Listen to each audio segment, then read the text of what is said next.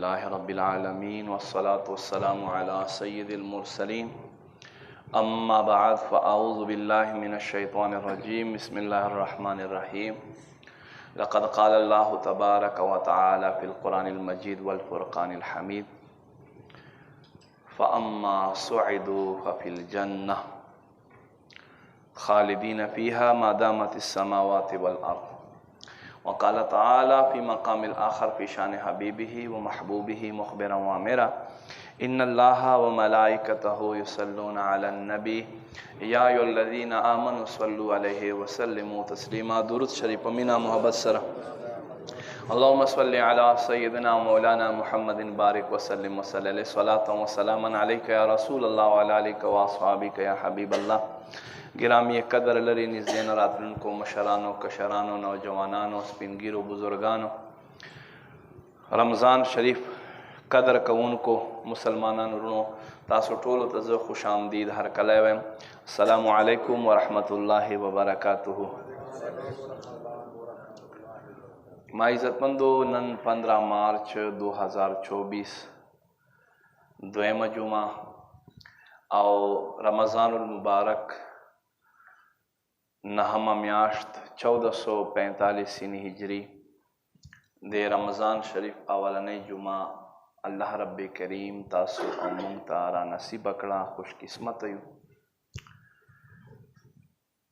رمضان شریف راغو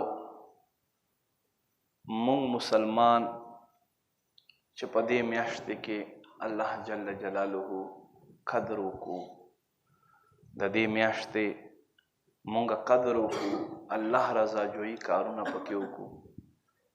ولې دې له چاته ما عزتمندو چې دا 11 واړه میاشتې بلې خواته او دا یوه میاشت بلې خواته، بلکې د دې میاشتې یو ساعت چې دی هغې ته د کل کال چې دی دا ټولې ورځې او شپې رسېدی نه شي. ولې الله محبوب فرمایي رمضان المبارک کې هر لمحه هر ساعت رحمتونو برکتونو نه ډک دی. فرمایي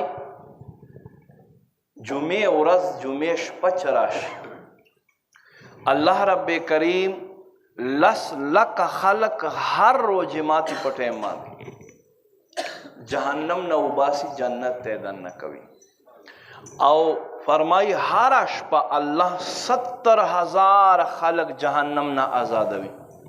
خو چې بیا د جمعې شپه راشي یا د جمعې ورځ راشي نو په یو ساعت کې الله رب کریم دومره بندگان له جهنم نه وباسي او جنت ته دننه کوي. نو موږ به د دې میاشتې بیا قدر څنګه نه کوو؟ څنګه به د دې میاشتې تعظیم مونږ نه کوو چې الله رسول قدر کړی، الله رسول د دې میاشتې تعظیم کړی. ما عزت مندو قرآن مجید آیت نمبر 108 سورہ ہود ما تاسو ته تلاوت کړو.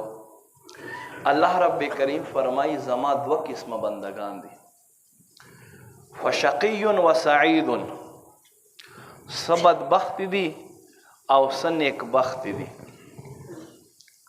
وَأَمَّا الَّذِينَ سُعِدُوا فَفِي الْجَنَّةِ، او هغه چې هغه نیک بخت دي دا به بیا زما په راحتونو نعمتونو کور په جنت کې وي.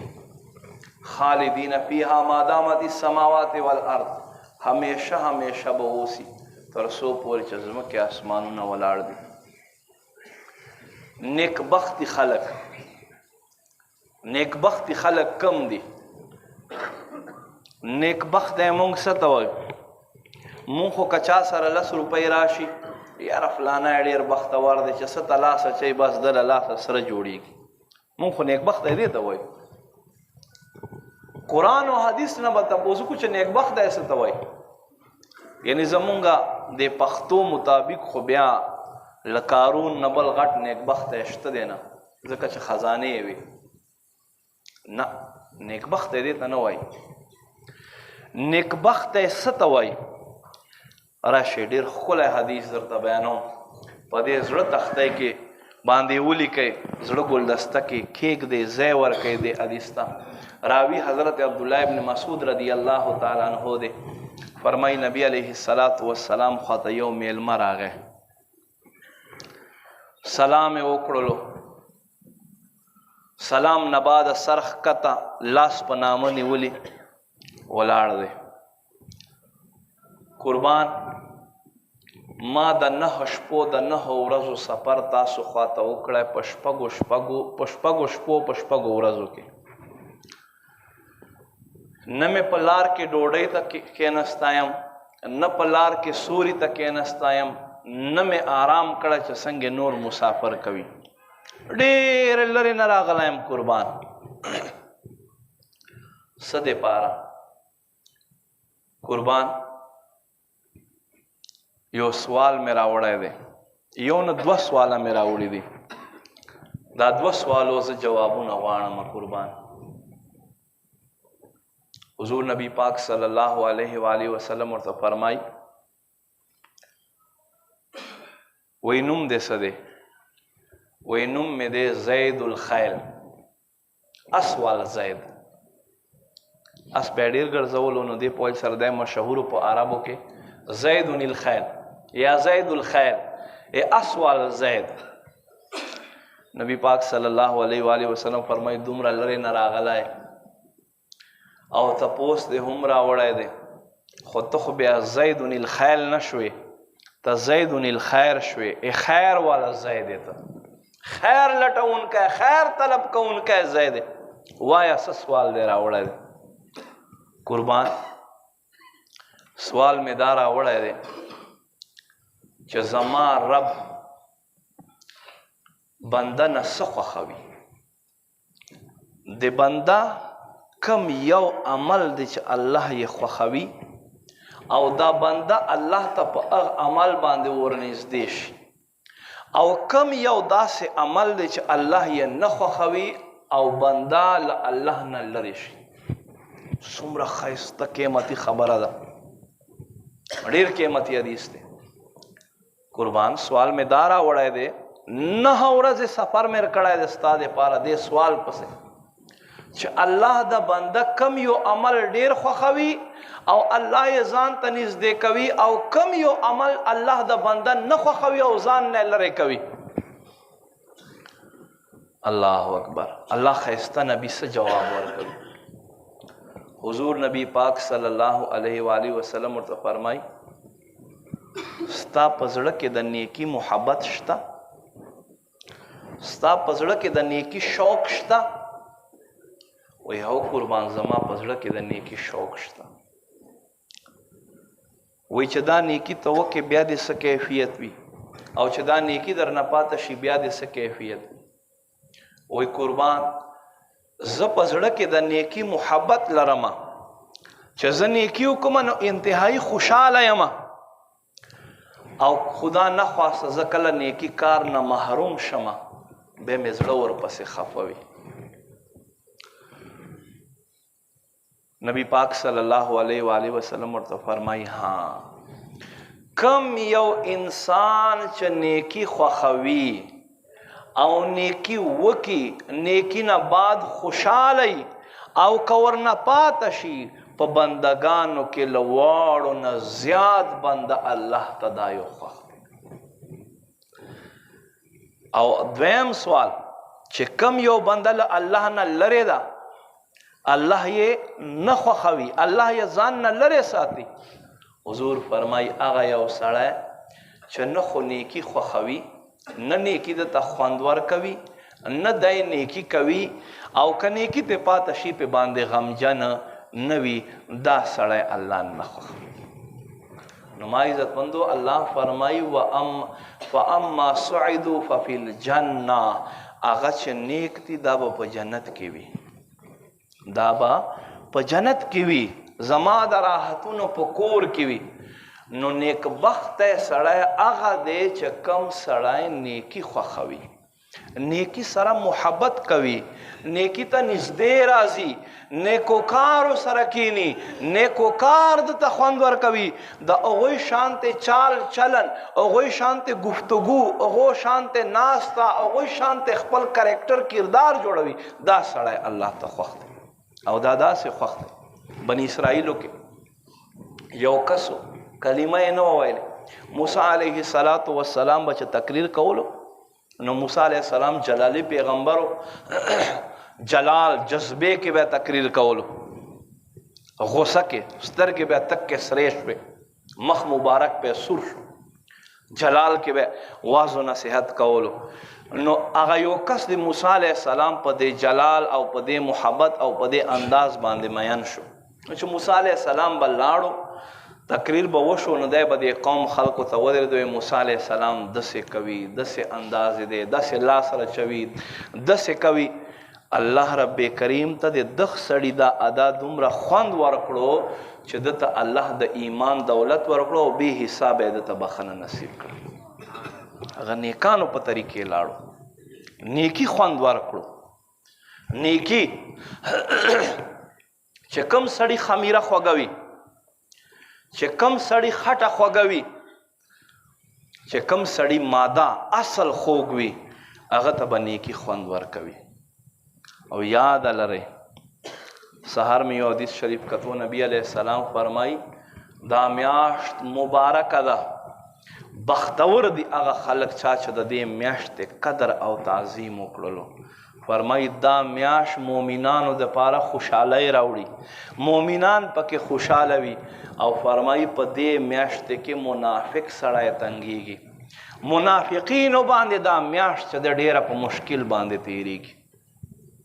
سوای دا شی مه کوئ دا نشته دی، دا شی مه کوئ دا نشته دی. زما 1400 کاله یو تاریخ را روان دی عبادت باندې، ته څنګه نن راپورته شوي چې دا نشته په دین کې.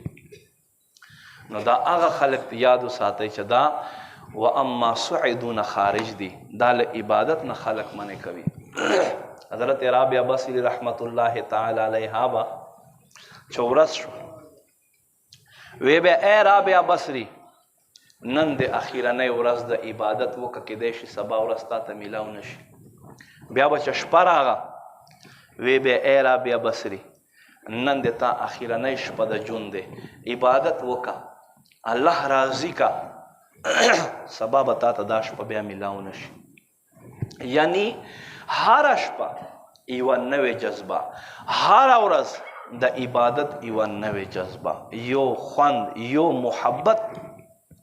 یاد لرئ که مونږه په دې میاشتې کې عبادت وکړو خو ځان ته فایده، که رب راضي کو ځان ته فایده، او که مونږه په غفلت کې تیره کړو نو 15 اربه کفار په ځمکه پراته دي، هغه هم ناخبر دي، یو دې ته هم یې پکې پروا نشته دی.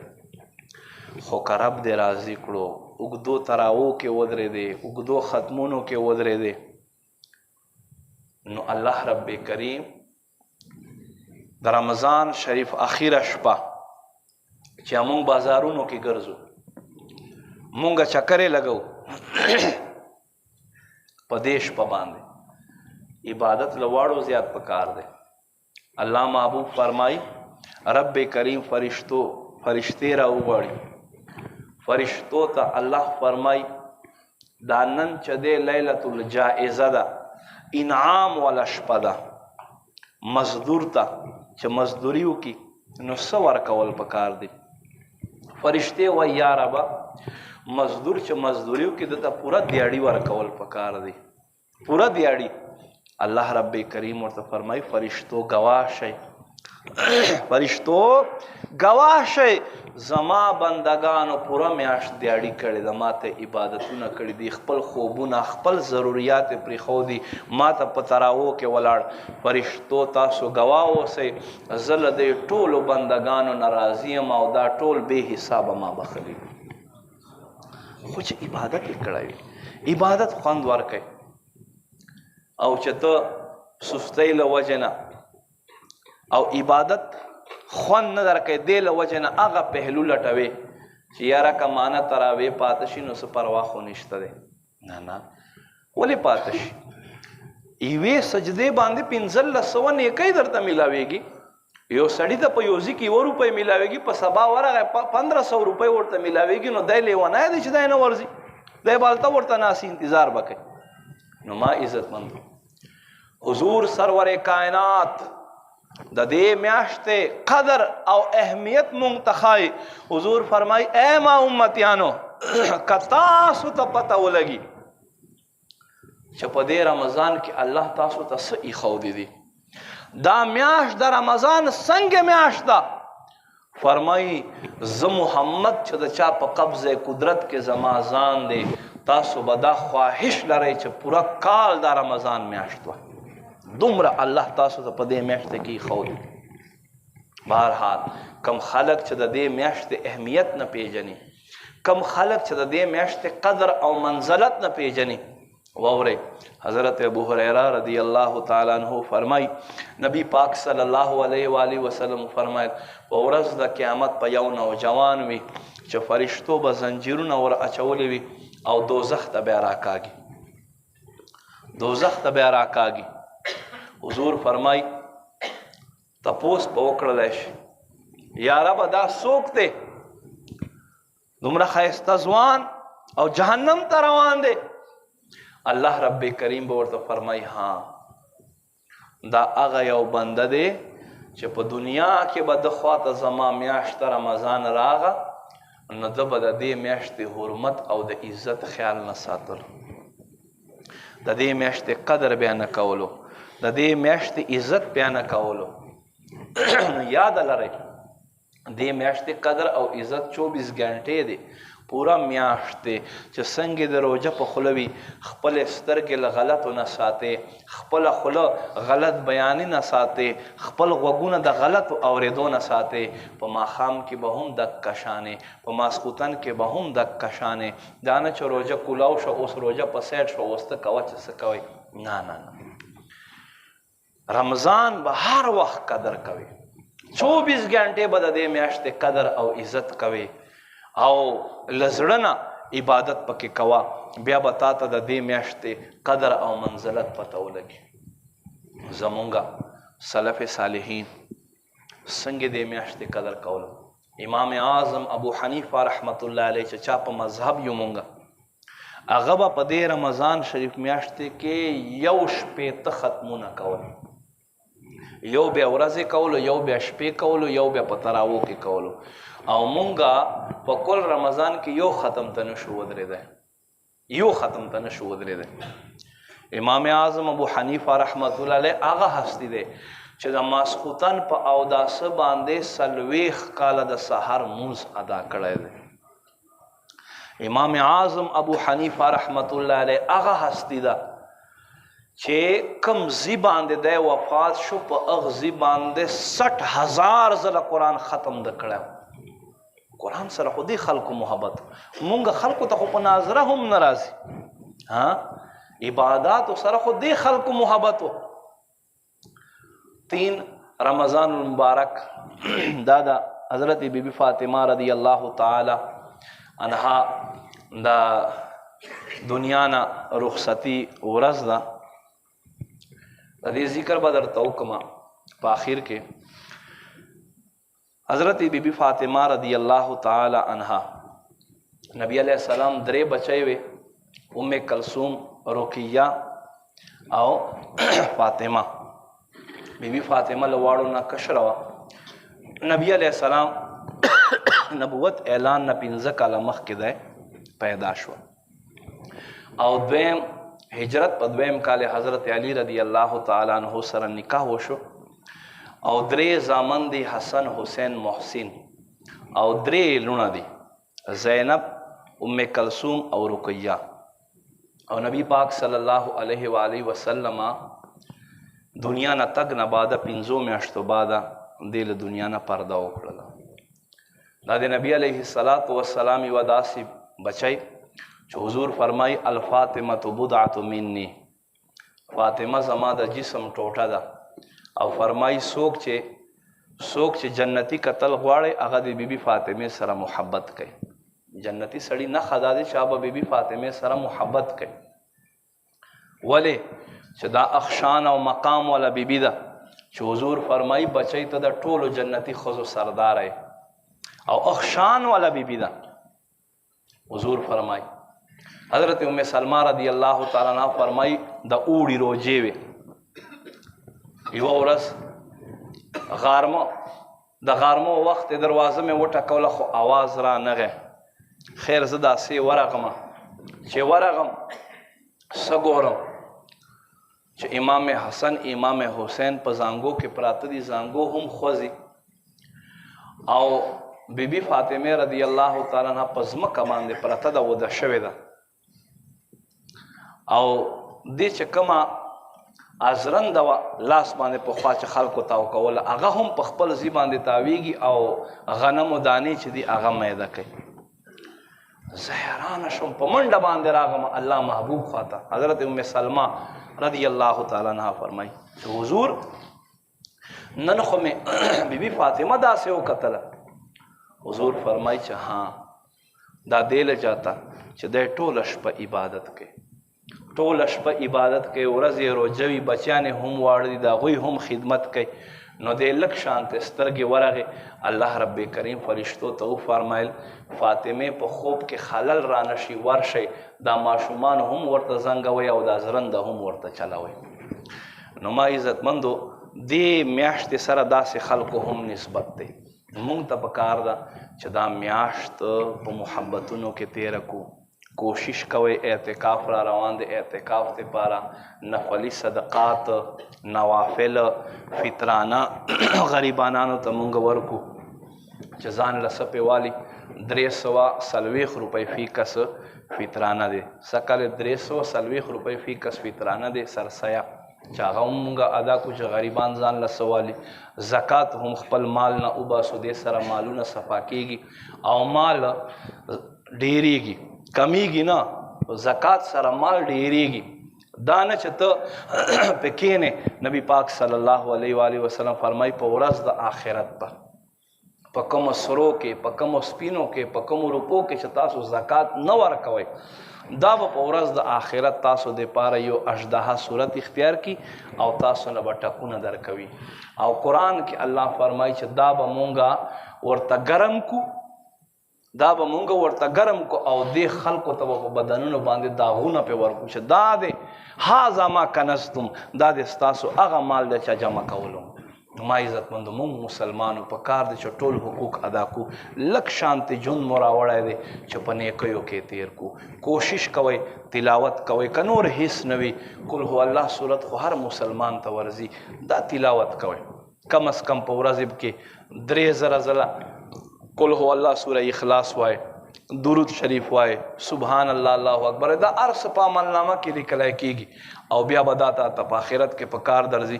حضور فرمایي څوک چې په رمضان کې یو ځل سبحان الله ووایي الله په جنت کې دته یوه داسې ونه ولګوي که یو سړی په اس کښېني 500 کاله سفر وکړي، فرمایي دا 500 کلونه به تېر شي خو د ونې سوری به ختم نه شي په یو سبحان الله. او تاسو سبحان الله خو ووایه که نه په شوق سره.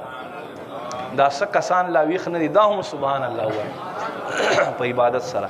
الله رب کریم دې مونږ ته عمل توفیق نصیب کړي. آمین. الحمدلله رب العالمین. یا رب کریم پروردگار